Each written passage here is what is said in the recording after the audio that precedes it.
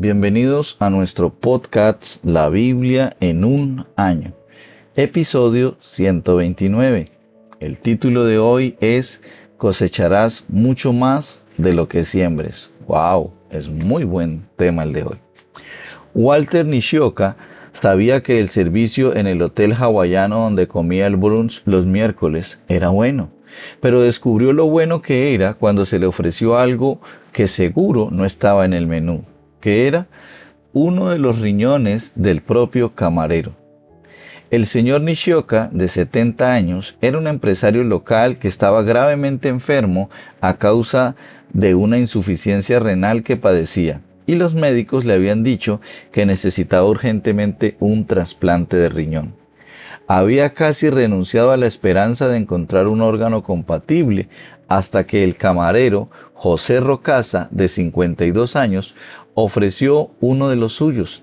Nishioka comentó: no iba a sobrevivir mucho tiempo, y los médicos habían dicho que era poco probable que pudieran encontrar a tiempo un órgano compatible. Pero con un buen hombre aquí y con mucha ayuda de arriba, ahora estoy vivo y bien. El señor Nishioka había frecuentado el hotel durante 22 años, y a lo largo de ellos, José Rocasa había servido su mesa. Rocasa recordaba que siempre había sido muy considerado y simpático, y había dado propinas generosamente. Solo quería ayudarlo, aseguró. Durante años hemos tenido una amistad en la que él viene a almorzar y yo hago todo lo posible por hacerlo feliz y siempre me corresponde siendo bueno conmigo. Por supuesto, le dije, no se preocupe, le puedo dar un riñón. El señor Nishioka sembró generosidad y cosechó generosidad. Y hoy podemos darnos cuenta que cosechas lo que siembras. También podemos darnos cuenta que cosechas más tarde lo que siembras. Y podemos darnos cuenta de que cosechas más de lo que siembras. Por eso quiero invitarte a que hagamos una lectura en el libro de Salmos, capítulo 58, versículos del 1 al 11, en la Nueva Traducción Viviente, con sus siglas en español NTV. Gobernantes, ¿saben acaso el significado de la palabra justicia? ¿Juzgan a la gente con imparcialidad? No. En el corazón traman injusticia y desparraman violencia por toda la tierra. Estos malvados son pecadores de nacimiento. Desde que nacieron mienten y siguen su propio camino. Escupen veneno como serpientes mortíferas. Son como cobras que se niegan a escuchar y hacen oídos sordos a las melodías de los encantadores de serpientes. Aunque toquen con mucha destreza, quiébrale los colmillos, oh Dios, destrózales las mandíbulas a estos leones, oh Señor, que desaparezcan como agua en tierra sedienta, que sean inútiles las armas en sus manos, que sean como caracoles que se disuelven y se hacen baba, como un niño que nace muerto y que nunca verá el sol. Dios los barrerá a todos, tanto a jóvenes como a ancianos, más rápidos de lo que se calienta una olla sobre espinos ardientes. Los justos se alegrarán cuando vean la injusticia vengada. Se lavarán los pies en la sangre de los perversos. Entonces, por fin todos dirán, es verdad que hay recompensa para los que viven para Dios. Es cierto que existe un Dios que juzga con justicia aquí en la tierra. ¡Wow! ¡Qué palabras las del salmista! Tuvo que estar viviendo momentos bien difíciles para escribir todo esto. Punto número 1, para entender que cosecharemos más de lo que sembramos, es que debemos sembrar justicia. El punto número 1 es, siembra justicia. Más de 800,000 personas, principalmente mujeres y niños, son víctimas de trata para explotación sexual cada año en este nefasto comercio. Actualmente hay 29.8 millones de personas bajo esta forma de esclavitud moderna. Casi todos los días leemos noticias de las atrocidades llevadas a cabo por grupos terroristas como el Daesh, las FARC, el ELN, el Clan del Golfo y otros grupos terroristas, regímenes malvados. En palabras de la traducción bíblica en inglés, El Mensaje, el salmista se opone a esta clase de injusticia. ¿Es esto una manera de dirigir un país? ¿Hay un político honesto en casa? ¡Wow! Pareciera que estuvieran hablando de mi nación, Colombia. Clama contra los gobernantes que no hablan con justicia, cuyos corazones traman la injusticia y cuyas manos a la violencia le abren camino. Son calderos del mal, haciendo tratos con los demonios, y hablan mentiras. Ignoran los gritos de aquellos que desean la justicia, tanto los seres humanos como Dios mismo, porque son una cobra que se hace la sorda para no escuchar la música de su encantador, del diestro en encantamientos. El liderazgo es clave en cualquier sociedad. Un líder que siembra injusticia cosechará terribles consecuencias. Están sembrando veneno. Su veneno es como el de las serpientes. Ellos crean una sociedad inestable y con el tiempo acabarán siendo arrastrados. Versículo 9. Cuando esto suceda, habrá un gran alivio por todas partes. Ellos cosecharán lo que siembran. Del mismo modo, los justos son recompensados. Cuando vemos este principio en el trabajo decimos, hay un Dios. A menudo la cosecha sucederá mucho más tarde que la siembra, incluso si tenemos que esperar hasta el juicio final. Este salmo nos recuerda que se hará justicia. El juicio de Dios es bueno, emana de su amor. Dios valora a cada uno de nosotros tanto que se preocupa por cómo nos tratamos unos a otros. En última instancia, la injusticia no triunfará. La justicia prevalecerá y los justos se alegrarán. Qué tremenda enseñanza. Debemos tener en cuenta eso, ¿no? Cuando somos tratados injustamente, cuando somos violentados, cuando somos insultados, tenemos que entender que la mejor manera no es responder mal por mal, sino entregarle al Señor nuestra vida, lo que nos está pasando, y el Señor se encargará de impartir justicia, teniendo en cuenta que la justicia de Dios no es como la nuestra, porque Dios es bueno en gran manera. Basado en eso, quiero pedirte que hagamos una oración. Señor, ayúdame a hacer todo lo posible para sembrar justicia en este mundo, inclusive aún en medio de esta sociedad tan corrupta, Señor.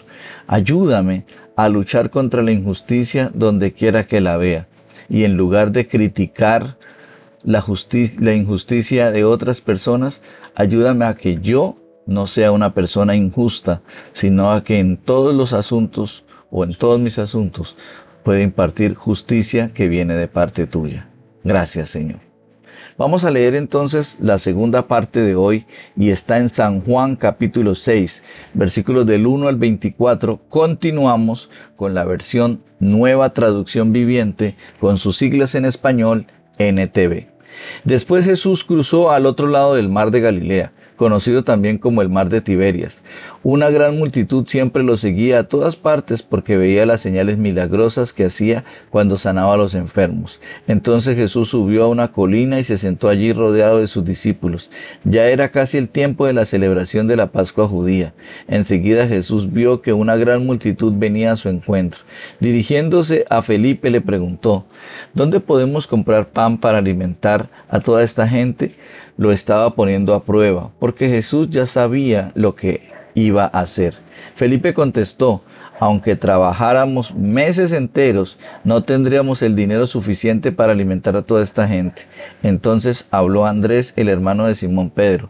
Aquí hay un muchachito que tiene 5 panes de cebada y 2 pescados. Pero ¿de qué sirven ante esta enorme multitud? Jesús dijo, díganle a todos que se sienten. Así que todos se sentaron sobre la hierba en las laderas. Solo contando a los hombres, sumaban alrededor de 5,000. Luego Jesús tomó los panes, dio gracias a Dios y lo distribuyó entre la gente. Después hizo lo mismo con los pescados. Y todos comieron cuanto quisieron. Una vez que quedaron satisfechos, Jesús les dijo a sus discípulos, ahora junten lo que sobró, para que no se desperdicie nada. Entonces ellos juntaron las sobras y llenaron 12 canastos con los restos que la multitud había dejado después de comer de los 5 panes de cebada. La gente, al ver la señal milagrosa que Jesús había hecho, exclamó: no hay duda de que es el profeta que esperábamos.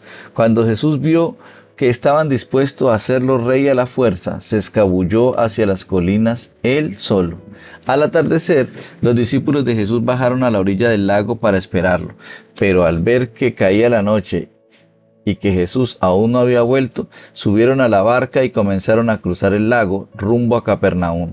Poco después se levantó un viento fuerte sobre ellos y el mar se agitó mucho. Habían remado unos 5 o 6 kilómetros cuando de pronto vieron a Jesús caminando sobre el agua en dirección a la barca. Estaban aterrados, pero él exclamó: no tengan miedo, yo estoy aquí. Entonces lo recibieron con entusiasmo en la barca y enseguida llegaron a su destino. Al día siguiente la multitud que se había quedado en la otra orilla del lago se dio cuenta de que los discípulos habían tomado la única barca y que Jesús no había ido con ellos. Varias barcas de Tiberias arribaron cerca del lugar donde el Señor había bendecido el pan y la gente había comido. Cuando la multitud vio que ni Jesús ni sus discípulos estaban allí, subieron a las barcas y cruzaron el lago hasta Capernaum para ir en busca de Jesús. Qué tremenda historia. Y me quedo con un versículo en especial cuando Jesús les dice: no tengan miedo, yo estoy aquí. Wow. Para ti que estás escuchando este podcast, quiero decirte, esas palabras vienen del propio corazón de Jesús para ti. No tengas miedo. Sea cual sea la situación que estés viviendo, no tengas miedo. ¿Por qué? Porque el Señor está aquí. El Señor está ahí contigo en lo que estás atravesando. Por lo tanto, vamos a leer el punto número 2. Lo segundo que hay que hacer para cosechar mucho más de lo que se siembra es siembra generosamente. Ese es el punto número 2. Siembra generosamente. Por supuesto, hay muchísimas lecciones que aprender de los acontecimientos sucedidos en la vida de Jesús. Una de ellas es el principio de que los que siembran generosamente también cosecharán generosamente. Jesús alzó la vista y vio una gran multitud acercándose a él. Preguntó a Felipe: ¿dónde vamos a comprar pan para que coma esta gente? Él preguntó esto para agrandar la fe de Felipe. La fe es como un músculo que crece al ejercitarse. Por eso, ejercita tu fe para que tu fe crezca. Aunque Jesús hizo la pregunta, en realidad él ya sabía lo que iba a hacer. Esto demuestra que está bien hacer preguntas a las que ya conoces la respuesta. De hecho, cuando ejercí como abogado, me enseñaron que hiciera solamente preguntas a las que ya conocía la respuesta. Ni con el salario de 8 meses podríamos comprar suficiente pan para darle un pedazo a cada uno, respondió Felipe. Otro de sus discípulos señaló: aquí hay un muchacho que tiene 5 panes de cebada y 2 pescados. Pero, ¿qué es esto para tanta gente? El acto de generosidad de ese muchacho nunca será olvidado. Jesús es capaz de hacer mucho con poco. El muchacho dio generosamente todo lo que tenía. No fue mucho, fue como una gota en el balde para una multitud como aquella. Sin embargo, se multiplicó en las manos de Jesús. Por lo menos 5,000 hombres fueron alimentados, sin contar mujeres y niños, y sobró mucho. Jesús le pidió: recojan los pedazos que sobraron, para que no se desperdicie nada. Si hacía falta un fundamento bíblico para justificar que no hay que desperdiciar la comida, aquí está. Siempre parece un desperdicio terrible tirar la comida innecesariamente. El mundo produce suficientes alimentos para sustentar a todos. Sin embargo, 870 millones de personas, es decir, 1 de cada 8 de la población mundial, sufren de desnutrición crónica. Tremenda este porcentaje. Al mismo tiempo, alrededor de 1/3 de los alimentos producidos en el mundo para consumo humano, cada año aproximadamente 1.300 millones de toneladas se desperdician o se dañan. Necesitamos poner en obra urgentemente lo mandado por Jesús, tanto individual como colectivamente. Es decir, que no se desperdicie nada. Lo que le das a Jesús se multiplica, eso no lo dudes. El apóstol Pablo escribió, recuerden esto: el que siembra escasamente cosechará. Y el que siembra en abundancia cosechará. Eso está en 2 Corintios 9, versículo 6. Haz que tu objetivo Haz que sea tu objetivo ser la persona más generosa que conoces. ¡Wow! Sé generoso con tu dinero, tus posesiones, tu tiempo y tu amor. Recuerda que nunca podrás superar a Dios en generosidad.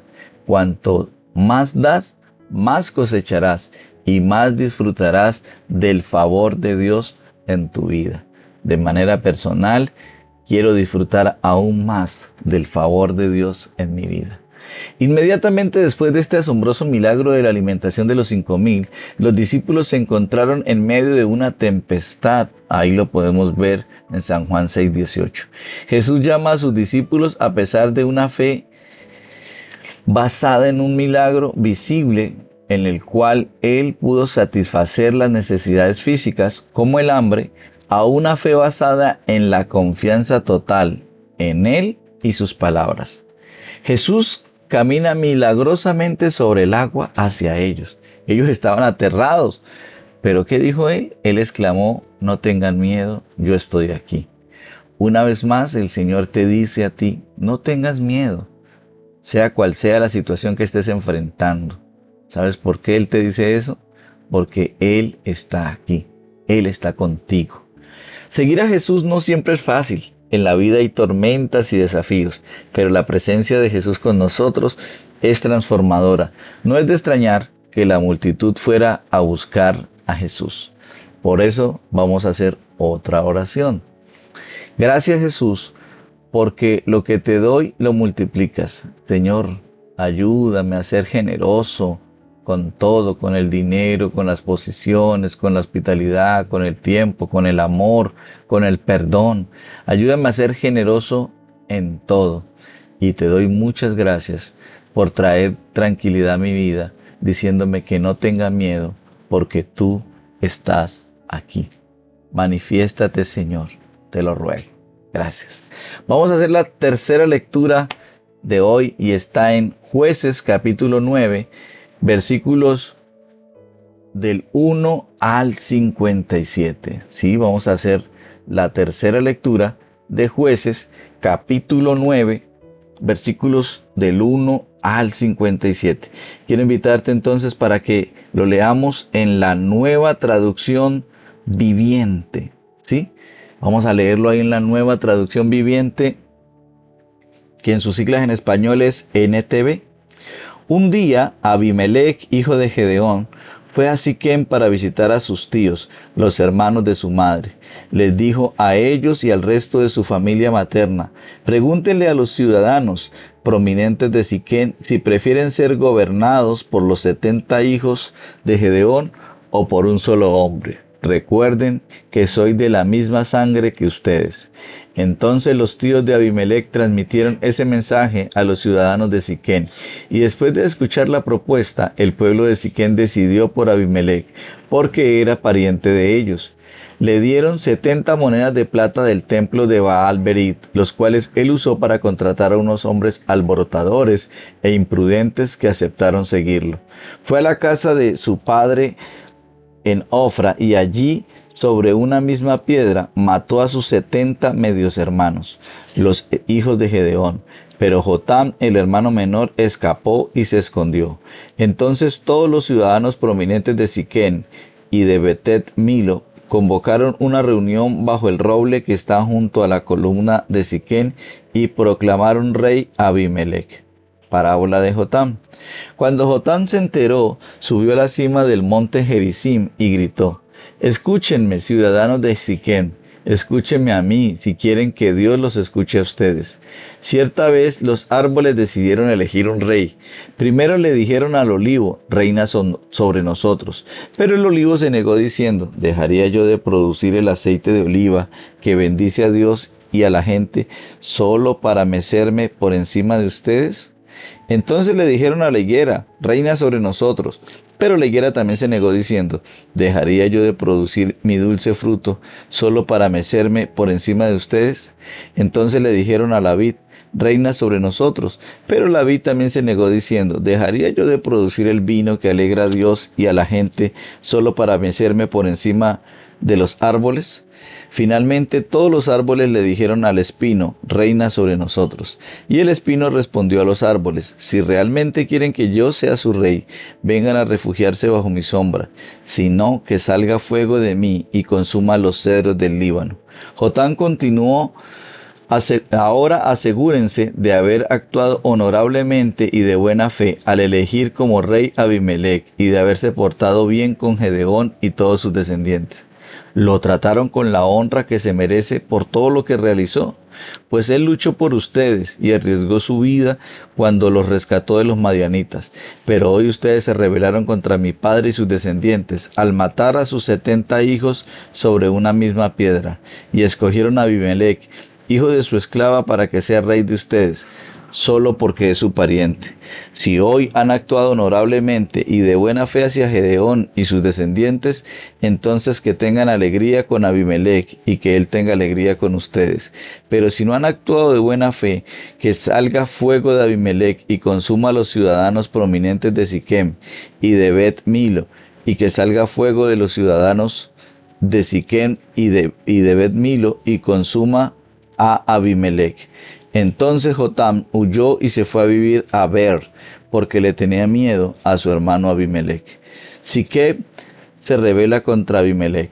3 años después de que Abimelec comenzó a gobernar a Israel, Dios envió un espíritu que generó conflictos entre Abimelec y los ciudadanos prominentes de Siquem, quienes finalmente se rebelaron. Dios estaba castigando a Abimelec por haber asesinado a los 70 hijos de Gedeón y a los ciudadanos de Siquem por apoyarlo en esta traición de asesinar a sus hermanos. Los ciudadanos de Siquem le tendieron una emboscada a Abimelec en las cumbres de las colinas y robaban a todo el que pasara por allí. Pero alguien alertó a Abimelec acerca de la conspiración. Un día Gaal, hijo de Ebed, se mudó a Siquem con sus hermanos y se ganó la confianza de los ciudadanos prominentes de Siquem. Durante el festival anual de la cosecha en Siquem, celebrado en el templo del dios local, hubo vino en abundancia y todos comenzaron a maldecir a Abimelec. ¿Quién es ese Abimelec?, gritó Gaal. ¿No es un hijo legítimo de Siquem? Entonces, ¿por qué debemos ser sus siervos? Él no es más que un hijo de Gedeón, y ese Zebul solo es su ayudante. Sirvan a los verdaderos hijos de Hamor, el fundador de Siquem. ¿Por qué tenemos que servir a Abimelec? Si yo fuera el encargado aquí, me desharía de Abimelec. Le diría, búscate unos soldados y sal a pelear.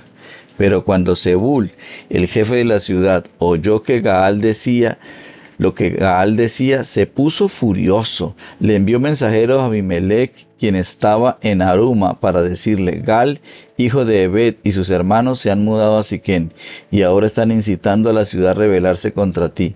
Ven con un ejército esta noche y escóndete en los campos. Por la mañana, a la salida del sol, ataca la ciudad. Cuando Gaal y los que lo acompañan salgan contra ti, podrás hacer con ellos lo que quieras. Entonces Abimelec y todos sus hombres fueron de noche, y se dividieron en 4 grupos y se posicionaron alrededor de Siquem. Gaal estaba parado junto a las puertas de la ciudad cuando Abimelec y su ejército salieron de su escondite. Al verlos, Gaal le dijo a Zebul, mira, hay gente bajando de las cumbres, parecen hombres, pero son nada más que sombras reflejadas en las colinas, contestó Zebul. Pero Gaal insistió, no, hay gente bajando de las colinas, y el otro grupo viene por el camino que pasa por el roble de los adivinos.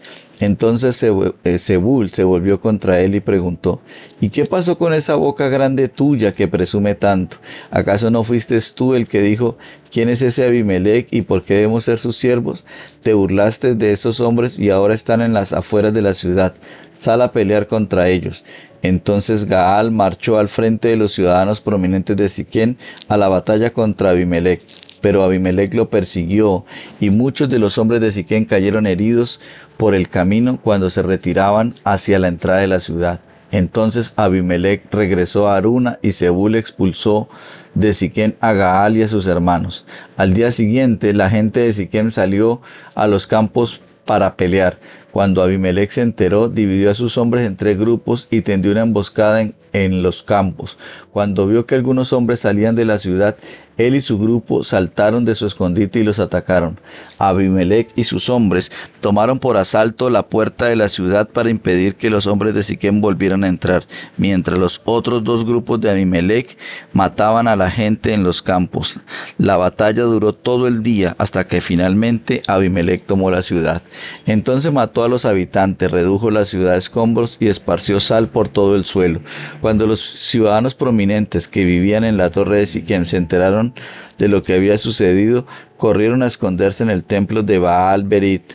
Alguien le informó a Abimelec que los ciudadanos se habían juntado en el templo. Entonces él llevó sus tropas al monte Salmón, tomó un hacha, cortó las ramas de un árbol y se las puso al hombro. Rápido, hagan lo mismo que yo hice, dijo a sus hombres. Entonces, siguiendo el ejemplo de Abimelec, cada uno de ellos cortó ramas, amontonaron las ramas contra las paredes del templo y les prendieron fuego. Así murieron todos los que vivían en la torre de Siquem, unas 1000 personas, tanto hombres como mujeres. Luego Abimelec atacó la ciudad de Tebes y la tomó, pero había una torre fuerte dentro de la ciudad y todos los habitantes y hombres corrieron a refugiarse allí. Se atrincheraron en su interior y subieron al techo de la torre. Entonces Abimelec lo siguió para atacar la torre, pero cuando se preparaba para prenderle fuego a la entrada desde el techo, una mujer tiró una piedra de molino que cayó sobre la cabeza de Abimelec y le partió el cráneo.